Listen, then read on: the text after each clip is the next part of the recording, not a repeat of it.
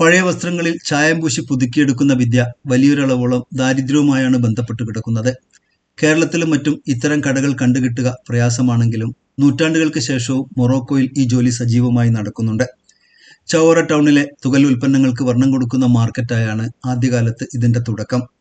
ചവോറയിൽ തന്നെ അത് ചെയ്യുന്നുണ്ടെങ്കിലും കുറെ കൂടി ആകർഷകമായ വർണ്ണങ്ങൾ തേക്കുന്നതിന് സൂക്ക് സബാഗീനിലേക്ക് കൊടുത്തയക്കാറായിരുന്നു പതിവ്. സബാഗീൻ എന്നായിരുന്നു ചായം പൂശുന്നവരെ വിശേഷിപ്പിച്ചിരുന്നത്. അൽ ഖറാവിയ്യീൻ സർവകലാശാലയോട് ചേർന്ന് രൂപപ്പെട്ട ഈ മാർക്കറ്റ് 13 മുതൽ 16 വരെയുള്ള നൂറ്റാണ്ടുകളിൽ മദീനക്കകത്തെ ഏറ്റവും സജീവമായ ഗലികളിലൊന്നായിരുന്നു. യൂണിവേഴ്സിറ്റിയിലെ വിദ്യാർത്ഥികൾ സൂക്ക് സബാഗീനിൽ എത്തിയിരുന്നത് എന്തിനു വേണ്ടിയാവുമെന്ന് ഒരു വേള ജേർണലിസ്റ്റ് ആലോചിക്കാതെയല്ല. ഇന്നത്തെ പോലെ വസ്ത്രങ്ങളുടെ ധാരാളിത്തം ഉണ്ടായിരുന്ന കാലമായിരുന്നില്ല അത്.